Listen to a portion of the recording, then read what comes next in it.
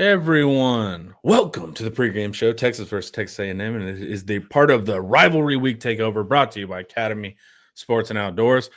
The latest Elon stunt I see here trying to go live, it was like, you can't use Joe Cook's account without premium. So apparently now you have to pay Twitter just to live stream on their platform. Great job, man. Really great platform you've made. I'm joined by Lando and Coach Dub. We're going to talk through the offense, the defense, what we want to see to get a dub. Black Friday sale, 50% off, guys, for an entire year. It's a great deal. We'd love to see you over there. Awesome board, awesome writing, team news, recruiting, analysis, all of that good stuff. Do not wait. Buy now. 50% off. Hook 'em, man. All right, guys. Quick vibe check. How you guys feeling? I'm full. But other than that, man, I've been eating leftovers, solely leftovers since Thanksgiving. Every meal I've eaten has been leftovers. Exactly. But I'm not nervous about the game. I'm just more like, all right, well, let's just see what happens. You know, I'm in the middle. I'm neutral. Yeah, I don't have any excitement.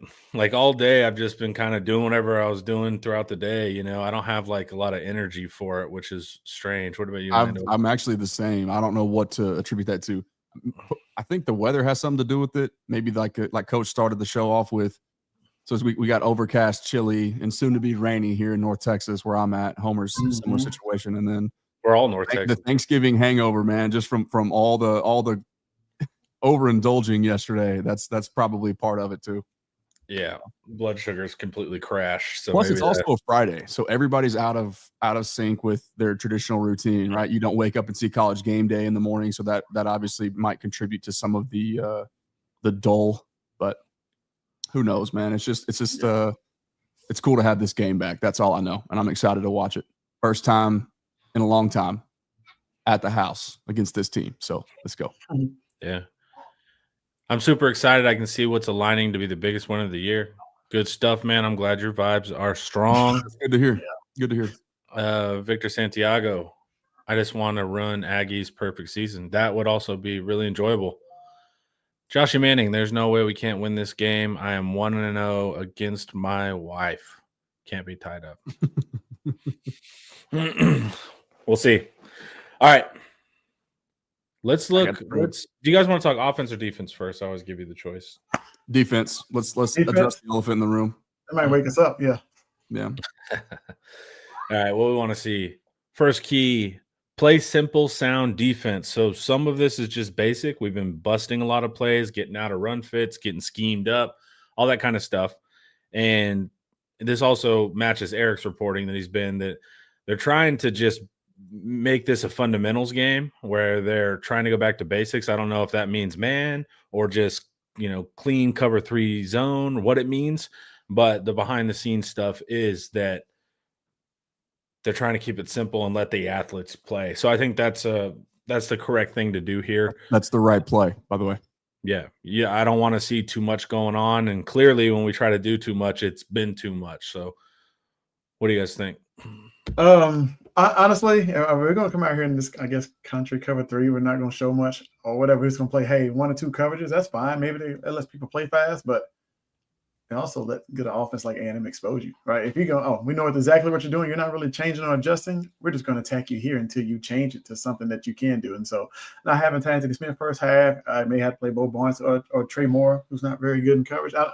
It's cool to play simple defense. You want people to not have to think, just react and play fast because they know what to do. But at the same time, it exposes you when an offense like A&M can do that. So I don't know. It's like a double-edged sword. I want my defense to play fast, but at the same time. But I don't think it'd be different if I thought we had the option to be advanced. Yeah. But we don't. It's like we're busting everything. So it's like it would be if it was just they could do both equally good, then sure, let's disguise and do a bunch of stuff. But I don't think we can do a bunch of stuff. It's the same thing with the offense. Like I prefer 12 personnel just scheme wise, but we can't run it. So it's like, okay, well, 11 personnel is the only choice. It's kind of how I'm feeling about the defense right now. I just want the guys to know at least what they're doing. Or when we do the all-22, we can actually figure out what they were trying to do because we've had some issues with that. No Ant Hill. Eric reported earlier that he believes he will not play. Mhm. I know we listed him as a game time decision earlier, about an hour ago. So we'll see. But as of noon, Eric reported he does not expect him to play. Yep. That's tough. That's a tough loss. I'm It curious is. what you guys think too. Really, really veteran laden offensive line unit for Texas A&M. How many games this year would you say that Texas didn't have the line of scrimmage advantage whenever their defensive front is on the field? When Maybe our two. defensive line is on the field, we didn't have Yep. the advantage. Maybe 2 other games this season. Yeah, Georgia, because and- they were really sound and played Yep. aggressive. Yep. Florida, I didn't think we wouldn't have the advantage, but we didn't. That ended up being the case. Yeah. Yeah, and then Honestly, and I Thought didn't they really held know their for own against Ohio State, but It's that's not so common. long ago. It's tough to suggest that is kind of the who you are. The first game of the season for any team, any level, is always different, just because of the amount of time that you have to prepare for your opponent. It's I don't know. I'll sort of say this. minimizes those things, but If Mississippi State plays the quarterback they played today, they probably beat us instead of playing Shape. Who did they play? Is it Camario? Yeah, and that kid's, yeah, he can play. Yeah, that's I didn't get to watch the Egg Bowl. I was running around shopping at likewise. the one and only Academy Sports and Outdoors. There you go. But yeah, I was running around doing a bunch of stuff today. Also had to get a little Stranger Things in. All right, so play sound, know what we're doing, match up. Now, they're like Coach said, I think he's correct, right? Like, you simplify too much, because here's the reality: their receivers are just faster than us. Yep. Faster than everyone. Faster than everybody they play. Yeah. On our defense, so a lot of people, the thought is like, well, do you play man? Because at least you know who your man is. But they run crossers all the time. And so it's like they can do that. Well, it's like, well, do you play zone? Well, there's giant holes in our zone that they'll hit with a crosser anyway. So I don't know. Some of it feels a little bit, sadly, like futile that we're like arguing. It's just like, hey, man, whatever you choose, just make sure it's your best option. Right. And the argument for man to me is at least you're sitting in windows pre-snap. At least you're trying to throw off timing, right, opposed to zone. So I'm okay with zone or playing inside leverage, so they can't break in, that kind of stuff. But that all kind of leans back to the play simple, sound defense, just be consistent type of thing. Mm-hmm. No, I agree with that one. Man, it's tough. Limit the run is a big factor. So not that they're like this elite run team. What you'll see is that we want to target Marcel Reed. If you can limit the run, it's a way to get to Reed, right? It's a way to make Reed play quarterback, true quarterback. And so that's why I want to limit the run. They do not have Le'Veon Moss, which is good, but Reuben Owens can still house it. He's a really explosive runner. But the D-line needs to show up in that regard so we can get predictable situations in the pass. It's not so much that I think their run game is terrifying, but Mike Washington got a good explosive. Reuben Owens is housing that if you let him loose like that. Like, he's gone. I've seen it's on tape. It's a different player, different type of back. Yeah. Yeah. So it's not like I'm saying I don't care about their run game, but man, if you get out of a gap, Reuben Owens is about to go on the track too. So any thoughts on the run game for A&M? Yeah, I was gonna say the same thing. Reuben, now that he's healthy, you kind of see him. He has a burst back. I know, like going back, he wants this game more than anybody, right? Because it was always a Texas and him versus Cedric Baxter thing, if he was going to come to Texas or not, and they chose Baxter over him. So he has a little personal, thing with Texas. And so for him, if he catches any kind of crease, he's going to house that thing. And there's nothing. I don't think nobody in the secondary is going to catch him. So we definitely got to slow down the run game and be disciplined though. Don't just crash down and then you let Reed pull it and go, right? Because then you're going to get beat that way too. So. I think we need to, commit so many guys. The guys up front in the trenches really have to shut down the running lanes. And then if they try to pull it, Reed, have somebody for him. But if we can do that, and like you said, force Reed to play drop back quarterback, your chances are really, really good. Mm-hmm. Yeah, I agree with that. And I think he's been more dangerous extending plays from the pocket, like on pass plays. That's when you kind of really see his legs exploit people the most. It's I kind of feel like, I don't know if you guys got the same feeling just in prep this week, but the games that I have seen, it doesn't feel like they're not going to depend on designed runs necessarily from Marcel Reed. He's more of a creator on the fly as opposed to predetermined things like that. So I just want to see the edges especially be decisive. And if you miss, just miss at 100 miles an hour and try to rally behind it. But you saw that philosophy worked really well for Texas, creating a splash negative play early on in the ball game against Vanderbilt, just from that same philosophy, right? Just fly downhill, man. Be aggressive. Come out punching. And a lot of that same punch first mentality comes with, okay, let's just let our athletes go play, right? If it hasn't worked with the other way, right? If we're struggling to communicate, then let's not ask them to communicate. Let's just go see. Let Cade Phillips getting a little bit more run early on. Like that's a guy that's shown me that he can find the football and make plays on it.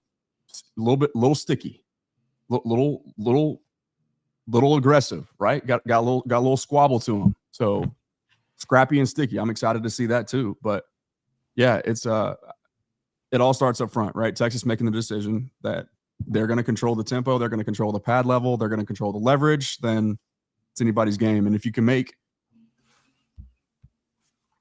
Marcel Reed hold onto the football just an extra tick, that extra half tick for a guy like Ethan Burke or Colin Simmons or anybody else off the edge for Texas can be enough. So you got to tip one ball at the line of scrimmage, right?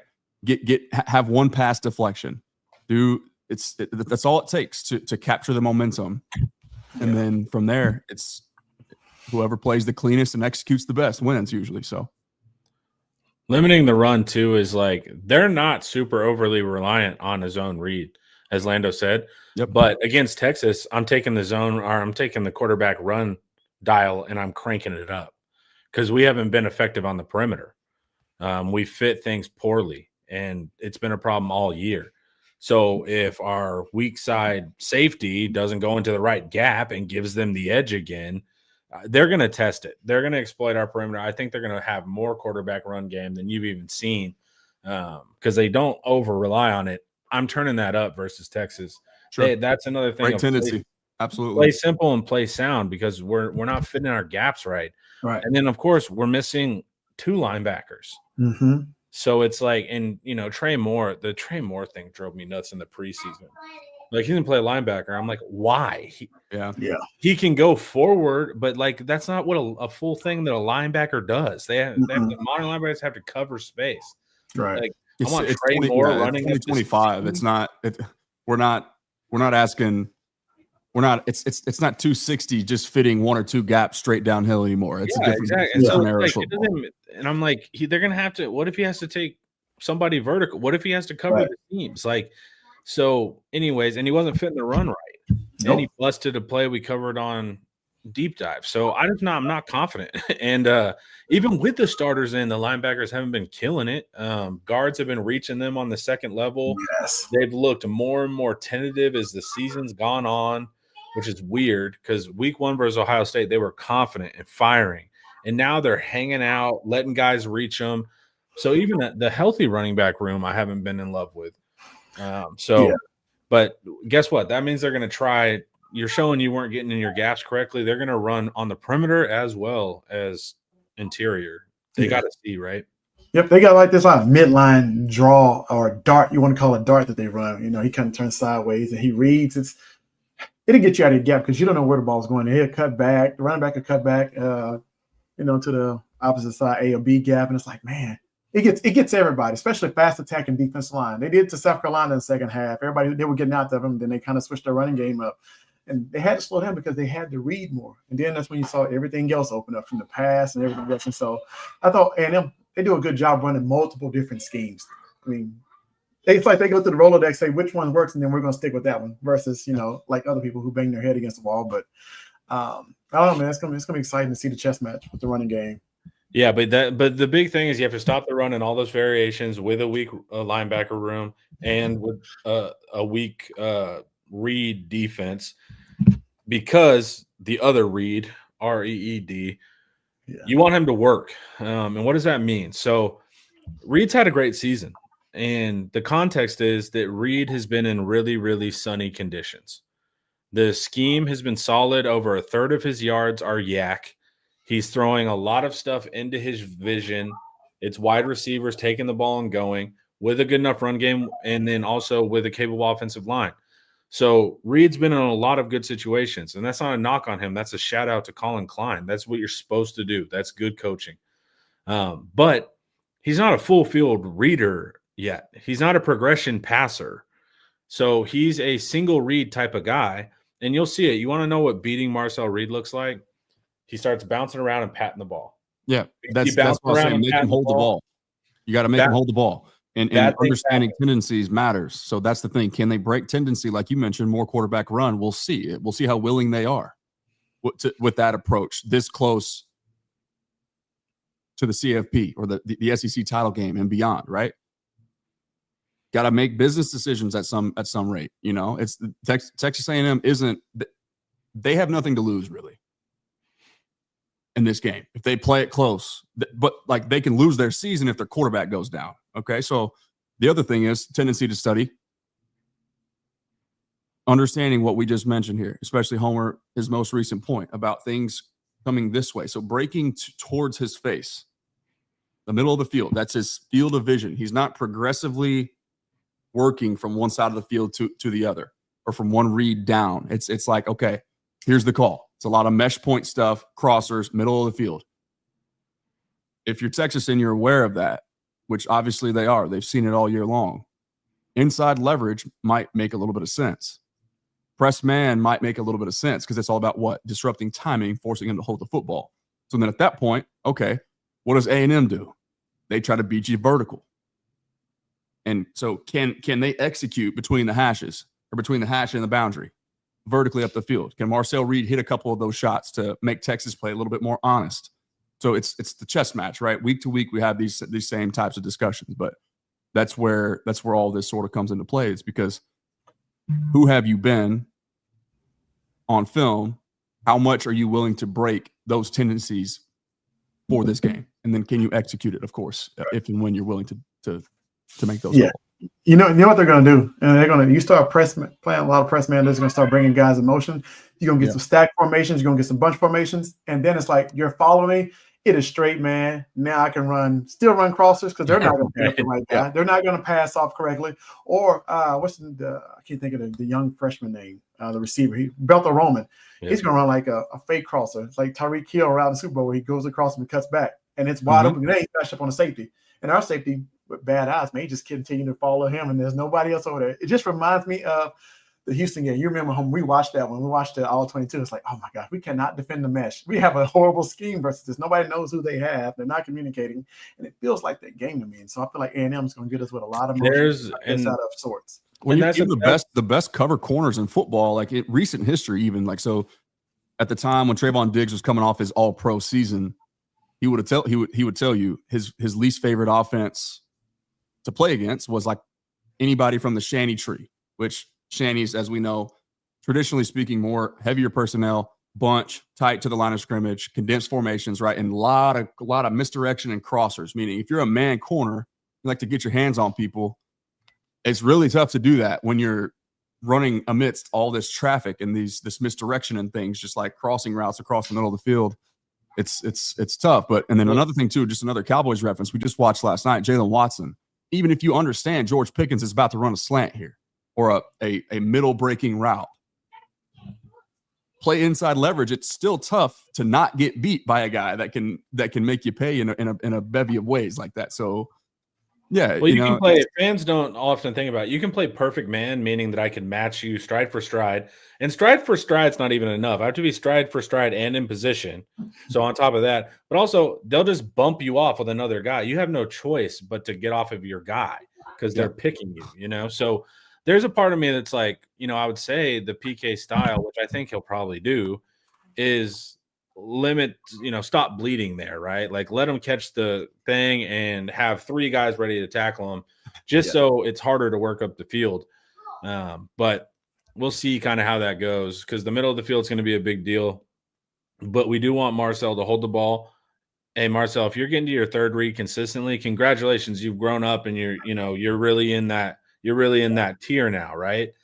But right now, what's weird as A&M fans, I've said this before, that they think he's like the reason for their success. He's actually a little bit of a governor on the offense. He's actually holding that back a little bit. There you go. Like now you had a fourth or fifth year right now with A&M's offense. Like you could pick him to go all the way and feel confident. He's actually holding them back a little bit. And if he grows up tonight, God bless him. But that's the key, right? Get him to work. And then, of course, his scramble capabilities, right? We'll have to see how that goes. I'm worried because he can run that we'll do our typical contain, which is basically giving our defensive line the rep off where they just go and stand there matched up with their guy. It encourages a passive mentality, and that's my biggest problem with that. Yeah. I agree with you. Well, and that's been our answer to every running quarterback has been It's not going to really work against this one. You have to attack. You have to attack Reed. If you're going to do it, man, He's play too man, athletic. play close to the You can't line. read and react to him. He's too quick. You can't do it. Well, he'll get beat anyways. I mean, that's Sure. that's fine. Like, but it's also if you're going to play man and you're going to play tight, you better marry that to the pressure package. That's the thing. You have to go, commit, and go. Yeah, you can't play patty cake, man. It doesn't work. It does not work. So we'll see. Protect the middle of the field. There's a way to do it in zone where you're just kind of putting chess pieces on the board and discouraging things pre-snap. We'll see if we do that. But we're in a bit of a pickle here because I think the stat is like, what is our pass defense in October? It's like 125th in the country or something. It is it's not good. And so let me see, I can get it. So in August and September, we were the 16th ranked passing defense. In October, we went to 124th. And in November, we're 125th. So this is one of the worst passing defenses in the country the past 2 months, which is insane. Yep. So, hey, man, you got to work that out. You're going to have to break. To me, it just makes too much sense not to break tendency in the most polarizing way possible. And then also, it's breaking tendency from what clearly does not work, but that it's also given A&M a look that they haven't really had to rep a ton against this year. Not a lot of teams have had the balls or the athletes to play them that way. Well, what do you got to lose? What do you got to lose, man? That's my thing. That's the situation for Texas. You've already died by the other sword. So who cares if you're going to die again anyway? You might as well die on a different one that you haven't seen does or does not work yet. Yeah, I agree. Go. Before we keep going, guys, let's hear a word from Academy.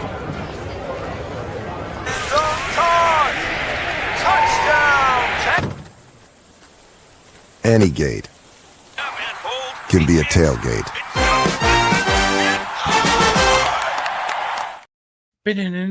All right. I love that. Show up in short yardage and red zone. So let's see what the A&M's offense is on red zone. They are 61st. Markedly worse. Yeah, and for their numbers, you would expect them to be top 10, but they're 61st touchdown and field goal. Yeah. So they're above average, but they're not elite. And that's because this offense is based on space. Yep. So they want you to play off. It's another thing why you don't want to play zone theoretically, is because they're running all these crossers and quick moves, and the guy's going to catch it and he's going to take it, right? Well, in the red zone or even short yardage, you're calling plays that aren't designed for space, so they don't do as good. And then the red zone, there's literally not enough space to run a lot of these concepts. So that's a big thing. You have to bow up. But what's been really disheartening, can y'all guess what the Texas red zone defense is this year? It's going to be interesting to see this. I feel like it's been pretty good, actually. 78th in the country. Man. Most of the damage to me, like just off top, looking back over the course of the seasons, feels like splash plays from outside that area. But I guess I'm wrong, clearly. Yeah. So it's and that's 78th with touchdown and field goal. If you just do touchdowns only, Texas is 106th. That's a red zone defense. Something's got to get there. We've been top 3 there. Yeah. The past couple of years. Yeah. It's crazy. So they still hold the advantage. But you got to stop them in the red zone. We saw how important that was last year. But I think they're going to have their success between the 20s, right?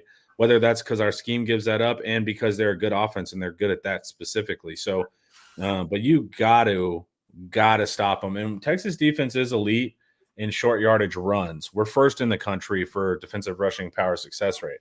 So if it's 3rd and 1 and you want to run, this is the best team in the country at stopping that. Yeah. So we have that, but man, at those moments, and we've talked about this with Sark and PK, These big games, we got to win the moments, man. Yep. I'm tired of every crucial turn. Ohio State, Georgia, multiple times, we just get beat. We do. Like, and so it's like, hey, man, and they're like, well, we stood up to A&M last year. Yeah, they weren't that good. Right. I'm talking about a top 5 team. Yeah. We got to win these moments, and that's short yardage and red zone for me.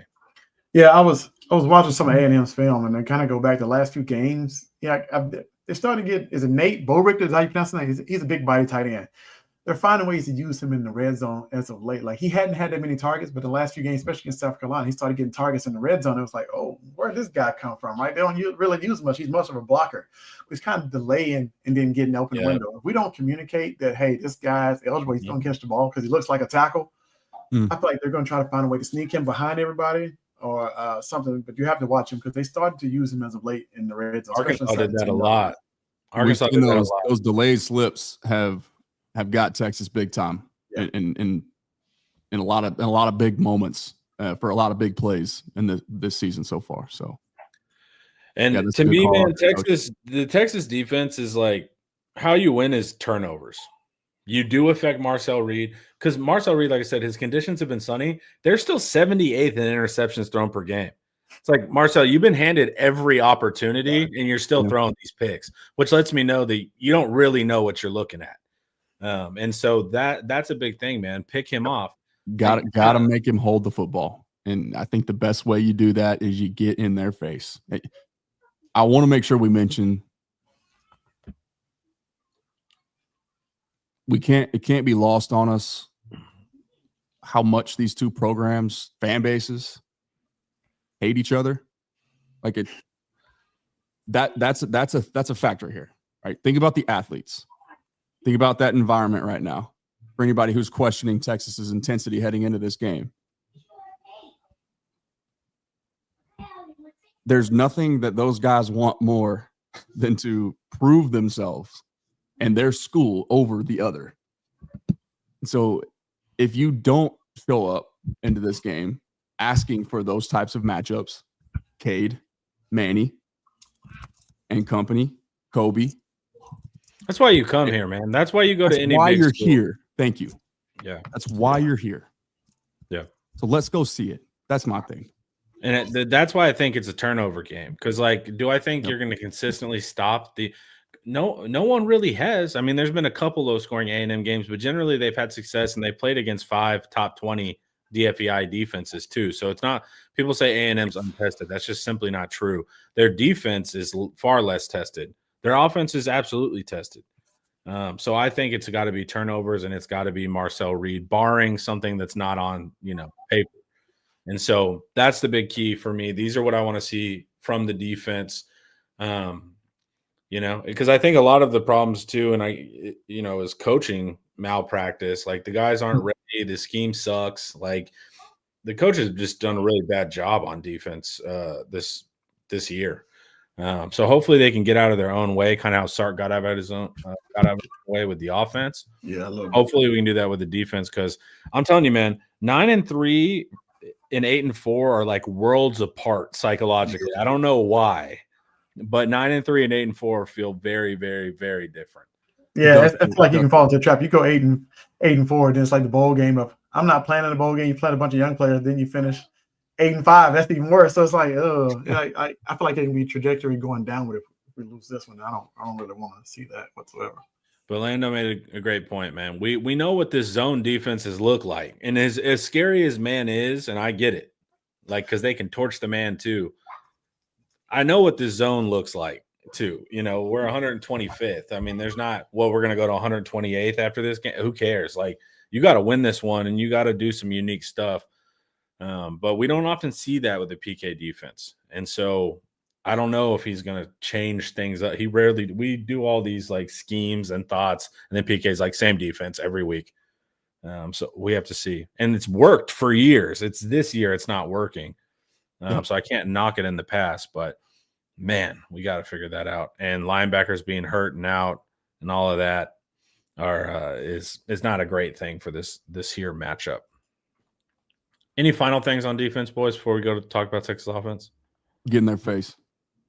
Yeah, exactly. It's just like Play hard, man. Play hard. Heat up Reed. Heat him up right up the middle, right in his face. Heat him up. Colin Simmons, that's why you're here too, man. Like these are the games, man, where like the stars got to show up in these ones, right? Like we're down Anthony Hill. Like you guys know our big names. You guys got to show up in these type of environments for sure. All right. Let's see. So Texas offense. First is function on first downs. And you'll see it's because everyone knows it's been beaten to death, but they're, number one in third down defense, really incredible, like in the low 20s on conversions, like a really, really incredible third down defense. And the packages on third down are, break your protections. So function on first down. So you're not incentivizing Cassius Howe to sprint up the field and get you. Cassius Howe on 2nd and 3 is a lot different than 3rd and 8 Cassius Howe. So it's like that's what we have to do. And the only way you can do that is to execute on first down. Now, notoriously, I'm always on Sark. He's been bad at this for years. There's a reason we're always in third downs because we're not making good play calls and or execution on first and second down. And then Sark will build a sick play on third down and get you out of it sometimes. But against these good teams, we don't tend to get out of it a lot. So, hey, man, be efficient. That's just the first part. It leads to kind of all the other ones. But, man, you have to do well every down. You can't just wait to third to dial something up, in my opinion. What would you like to see more on early downs, Homer? If you could hand select one concept. Quick game. Anything sits, slants, quick game in the pass. I'm with you. That's what I want to see. I want to see 5 yards on first down. That's what I'm asking for. And I think the best way to do that is our short game. So we have receivers that can sit down pretty quickly, have enough speed to get to a spot, that kind of stuff. So anything quick down, anything coming into vision, all of that. What is Texas A&M doing? Do that. It's simple. It's simple college football offense. That's what I want to see on first down.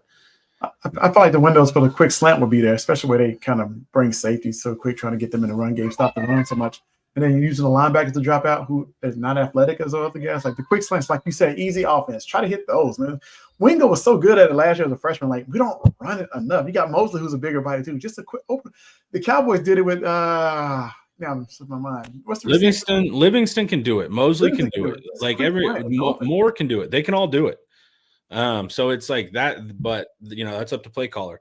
But that's what I want to see on first downs for sure, or else you're going to be A&M will win the game. Yeah. Period. If you're in a bunch of third downs, A&M wins. So the only way to solve that is to function on first down. Now, the A&M defense is good. It's not as good as you would think stat-wise. They played 2 top 20 or 25 defenses, and they've given up 40 on both. One of those was a special team score, but we can at least say they've given up 33 to both. Other than that, they haven't played a lot of awesome offenses. The flip side that A&M will counter with is, are you saying Texas is an awesome offense? And fair point. Texas is, I think, like 36th or 38th in FEI, but they're super aggressive and they get punished for it. So they're 93rd in passing explosivity defense. And Texas is 10th in the country for passing explosivity offense. So hit those explosives, man. You saw it versus Arkansas, that kind of stuff. Make them pay. Because they're not super sound. Like, they're just very aggressive and they can overwhelm you with athletes. But, Texas has comparable athletes. So that's where you need to hit those shots. To me, it feels, unfortunately, like, will Arch Manning win this game or not? And that's a lot of pressure to put on him. But unfortunately, that's the situation it kind of feels like for me. But, man, hit those. What do you guys think? Got something, Coach? Sorry, I'm in deep thought over here. I was trying to come off mute. I had some twins back there. They enjoy being out of school still. I don't know, but I'm with you. Just looking at this, has A&M figured out outside zone, how to fit it, how to read it? I know Missouri hit him with it a few times. Then they will stop it. They're not consistent stopping it. Maybe they're like OU in that aspect where they just can't figure out outside zone because they're so aggressive. They just want to get upfield. You kind of make them pay by over pursuing. And then, like you said, punish them with poor tackling. See if we can get some quick screens going. It's worked, I don't know, the last 4 weeks maybe. See if those smaller DBs want to hit Ryan Wingo in space. They're not Georgia, so they're not they're not going to stop it or get it for a loss or a short gain. So let's see if they can tackle in the space. Let's see, because they play a ton of man coverage too. They have to bring pressure and lead those guys on the island. Yeah, if you make one guy miss, you can go to the house and score, but you just have to be consistent enough to bag him out of that defense. And Elko does not want to. It's all about getting the third down for him. He wants to get you in 3rd and long so he can look pretty and design some pretty blisters to get to you. And I love it, but you got to make that aggressive style pay. You just got to pick your spots though when doing so. Mm-hmm. And if we know one thing about this Texas offense, especially with Arch in there, they're not afraid to do those things, right? They'll come up with an exotic, pull protection and try to dial up a deep shot or two. Like, that those things they're in the bag tonight, and you can empty the clip as well.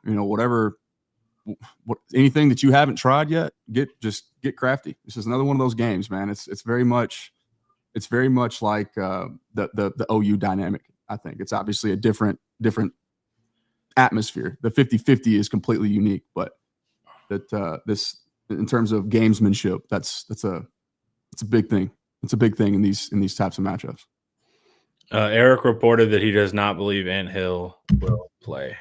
Tough. He's not well.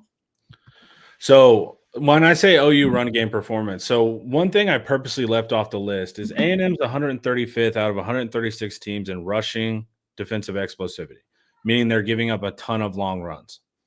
And normally I would point that out, but the Texas rushing offense is 131st.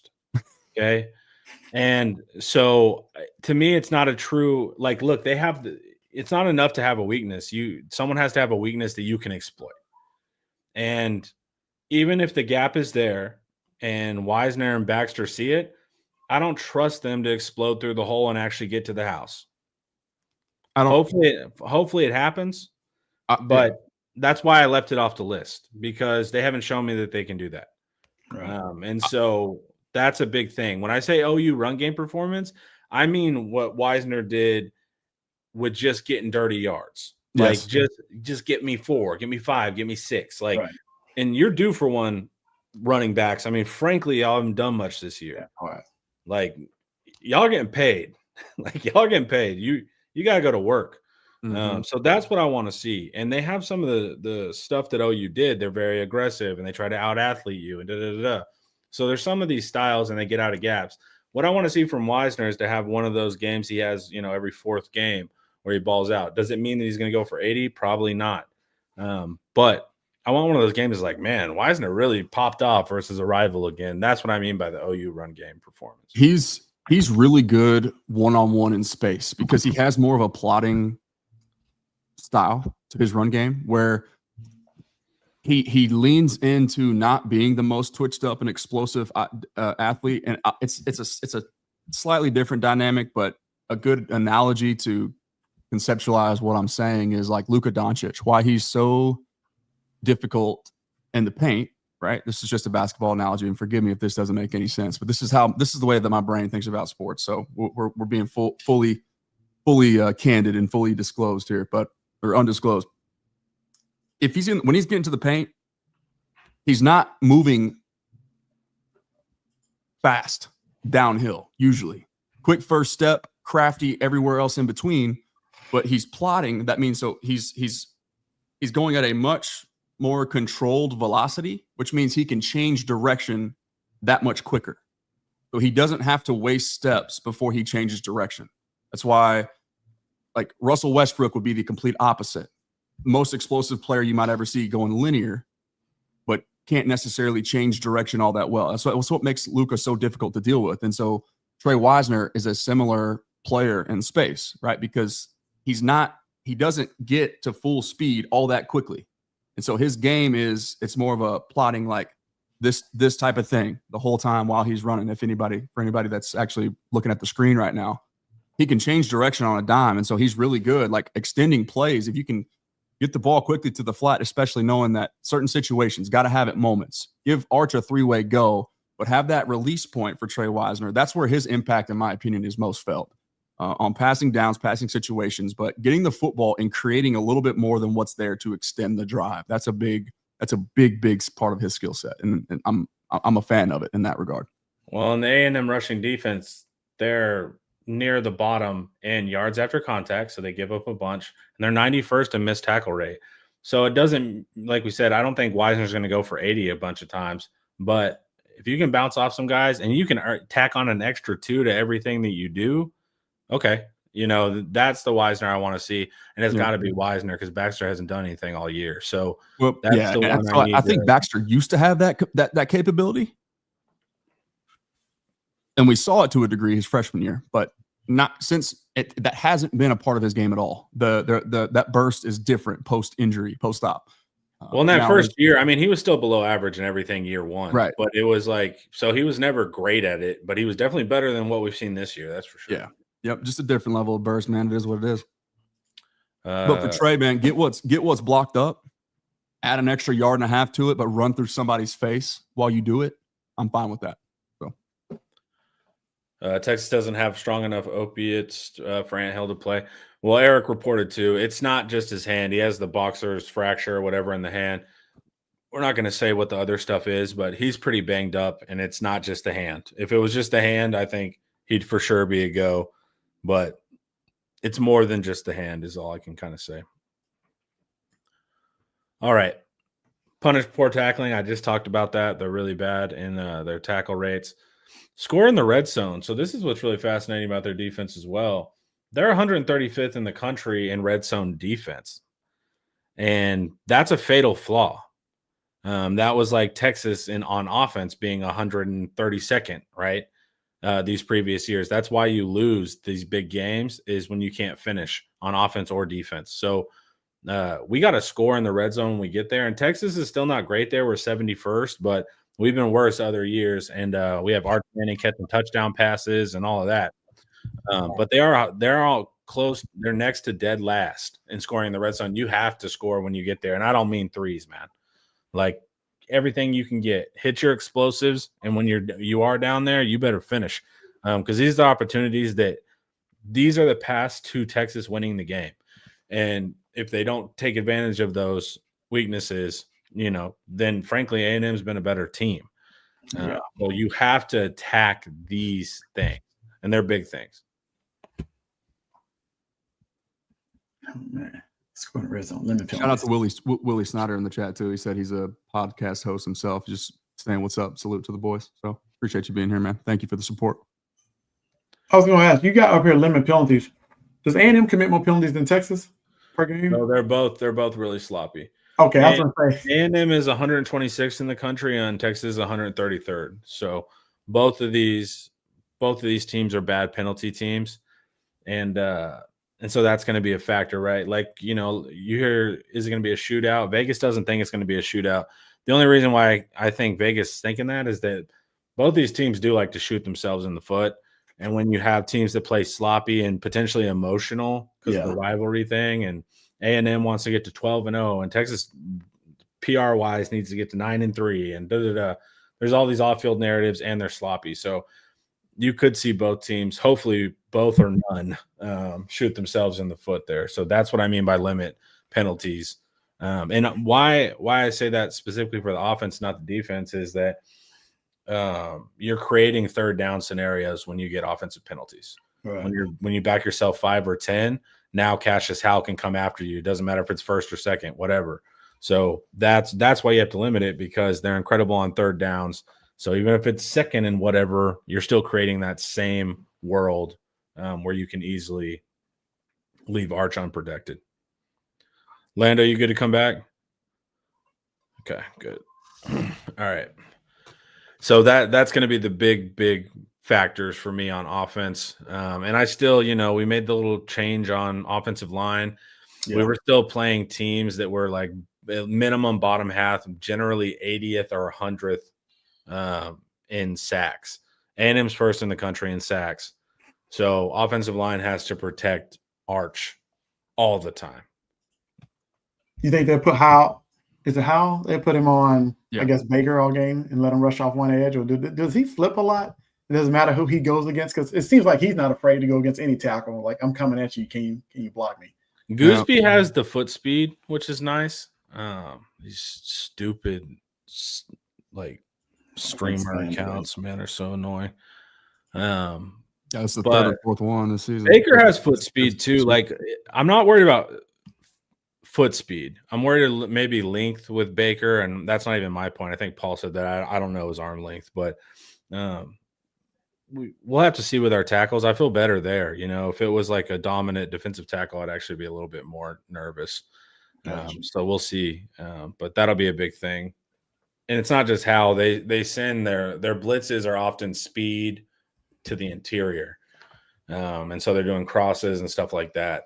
So the offensive line's about to face their hardest test of the season. We'll see if what we saw the past couple of weeks was a mirage or not. Because, man, they got to help Arch out. Mm-hmm. That's a good thing, though, Travis. Travis says he's got some pregame jitters, but he's excited for this one. I think a lot of us can probably resonate with that. It matters, man. It matters for me, for sure. And I know everybody in here has Aggie friends or family that, you don't want to hear it from for the next 365 days. So, yeah, you should be nervous in a good way, right? This is exciting. This is, I still call it however many years, 13 years in the making, right? 14 years in the making, however long it's been since the last time these two teams met at DKR. I'm going to steal math some of is your not my strong suit. I don't have the positive butterflies in this game. It's I hope the ones that are more positive, I'm good.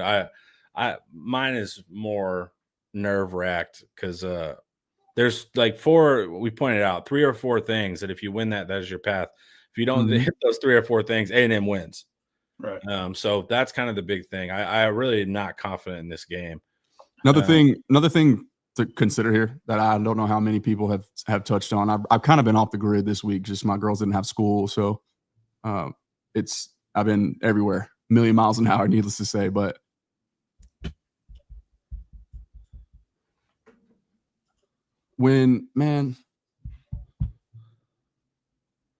come back to me on that one. Hold up, let me think about this one for a second. I got a question for you guys.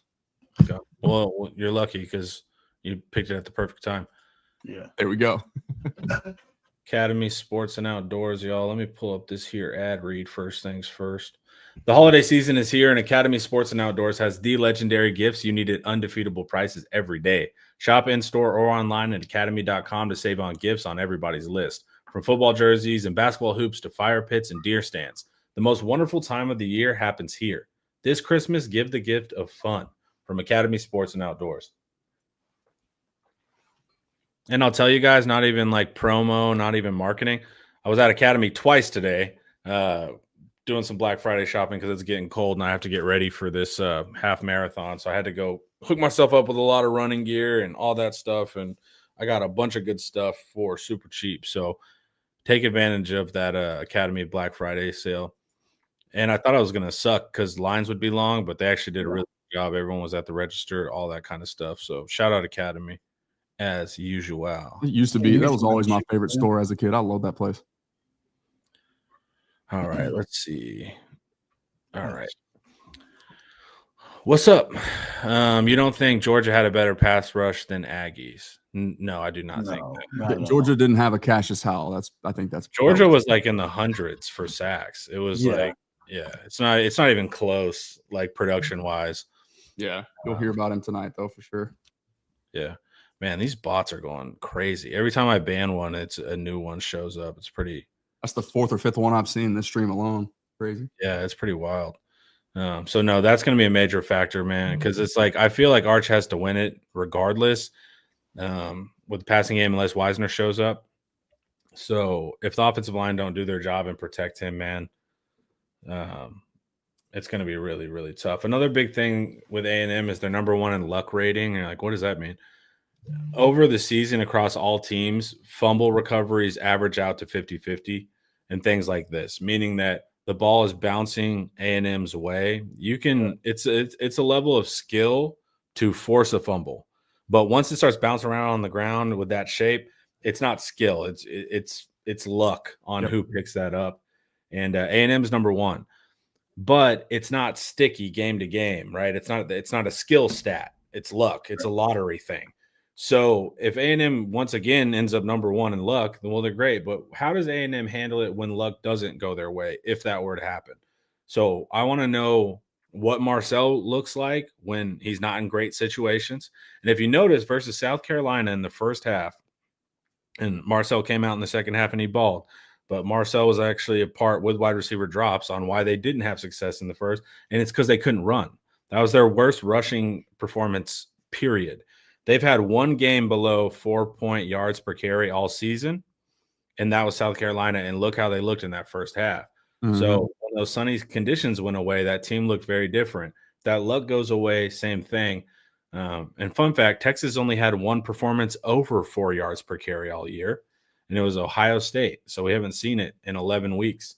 But that's a big, big thing. And when we're talking about major factors, turnover margin per game, A&M's 94th, and Texas is 11th. So that's why I think generating turnovers has to be a major part of this. Taking advantage of explosives, scoring on their red zone defense, stopping their red zone offense, turnovers. Texas wins the game if they're able to win those kind of moments.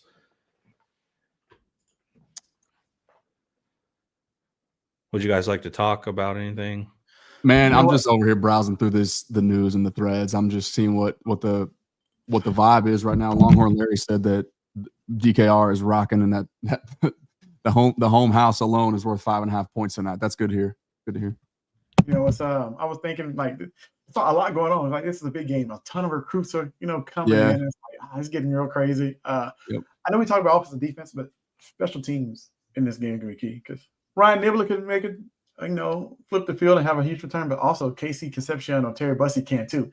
So like, special teams, nobody's really talking about. Like, and them has the chance to really like open the game, bust open the game wide open with a big special teams play. We can too, but it's one thing we don't need to let them get special teams going either because they got a chance to do so. Yeah, and that's a great point. So Texas has the advantage because we're 5th in special teams overall. They're 31st, so they're good, but they're not elite. But Casey Concepcion, I think I have his stats here. Let's see where he's at.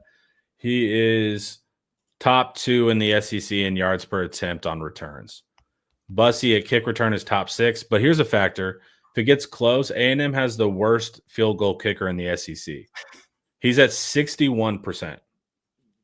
So they can't kick field goals. Interesting how the Vegas line has A&M winning by a field goal, 2.5. So that'd be funny to see that come into play down to the last kick, right? How poetic would that be with the way things ended the last time prior to last season, the last time Texas and Texas A&M matched up back in 2011? Be an interesting situation to see it all fall on the leg of their kicker as time expires with 3 seconds left or whatever that be. Yeah, that's going to be a major thing. It's those little things. If it is close, that's what's going to matter in these kind of like punchy fights. And they're pretty good in field position. They're 3rd in the country in field position, but we're 2nd. So you have a lot of these factors. And in coaching, man. Yeah. Sark, you got to win the little moments. PK, you got to win the little moments, man. Like, I don't care if you hold them all game and then let them score when it finally matters. That's still a fail to me. It is. And so that's what I got to see from this squad. Let's see. There you go, Coach Beffert. Yeah, pressure read, run the ball well tonight. Yeah, that's a good recipe for success. Yeah. I want to see do that. They're going to have a very good chance to win, Coach. No doubt about it. Yeah. Same game plan they had versus OU. They got the Baker Mayfield, heated him up when he ran the ball that well in the Cotton Bowl. I mean, might have been the best. I mean, it was a good game plan, right? It worked. You know what I mean? We were able to run the ball and be heating up Baker Mayfield that day. So, yeah. Yeah, you see, that's interesting. Coach's perspective on this game is a little bit different from mine, but I would trust his gut.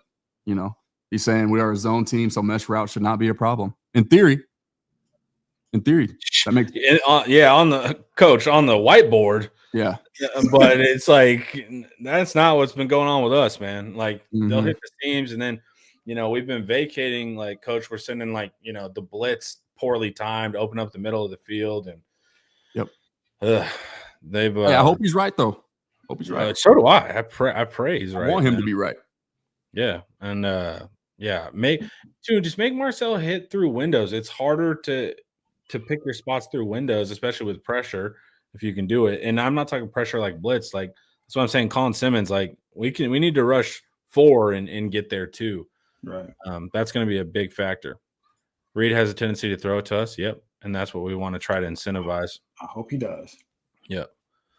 Are y'all going to show the game on here? Absolutely not. Nope.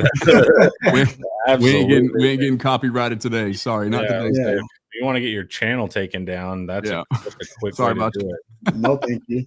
Yeah, no shot. Yep. All right. A&M fan, we give up some big plays, but it won't be enough for the Sips. So here's my thing too. And it's a fair point. They're like, man, they're really bad in explosiveness. Okay, well, if Marcel Reed and company put up 35 or 42, you're gonna hit 6-7 explosives that are all gonna score. So it's like so explosives aren't enough if the defense doesn't do their job with A&M. So he's absolutely correct in saying that they do give up some stuff, but they have to give up a lot of stuff if the defense if the defense doesn't hold up too. And thank you for your service, by the way, Keith. Thank you for being here, and thank you for your service, assuming that profile picture is actually you. Who should I bet on this game? Man, don't listen to me. Yeah, I'm not. I have no betting background, man. I personally don't. Yeah, I don't bet, man. Do whatever you want. I can tell you that I don't feel good about a odds on Texas though. A field goal projection per Vegas at home. Just if you got I assume you're asking these questions, you have the money to lose. So if you got the money to lose, then throw 100 on Texas and then plus 122 yourself. Just have some fun. Yeah, take his word for it. That's not my world. I don't want to give you no bad advice. You come looking for me, I'm good. Just have some fun. Why not? Right? I also heard another like passionate sports fan I had a discussion with one time. It was honestly enlightening. It was kind of world changing to a degree. He was obviously degenerate, so I never want to strive to be on that level at all. But he said he bets against his team, so that way, regardless of what happens, he's happy. It's a smart way to do business on Saturdays and Sundays. If I feel good, if they lose. Well, Don says it's his last $11. Then you might as well bet it, dude, because 11, you're not going to come back from that anyways, dude. What you going to do? Get yourself a Big Mac? Just throw it on the horns, bro. Ride it out. Yeah. You're down to your last 11, man. It's already kind of over. So just have a fun time with that last 11. But, yeah, I'm not the guy. You can hit up Paul if you want to know somebody that actually is a winning bettor over time. Yep. That's not my world either. I know about it, but I don't partake, so. Oh no, I got Tammy. You picked A&M. You're normally so positive. She was on a round table this week. It seems like. Don't be shy, baby. Come on. Yeah, it's Ashley, right? Yeah, you're normally ready to go. I'm worried if you're not picking them. All right, 1 minute left. Let's go Horns. Absolutely, you should. Man, guys, let's get this win. Like I said, 9-3 for some reason it feels a lot better. But also just play well. You know, that's the big thing too. It's like you can get beat. That sucks. Twitter's going to suck for a year, but don't look inept going about it as well. Get in their face. That's my advice. That's my parting thoughts. Get in their face. Just go play. Just get in their face.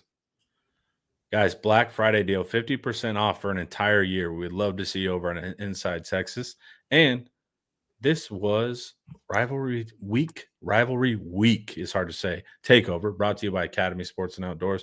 Hook 'em, y'all. Let's go get the dub.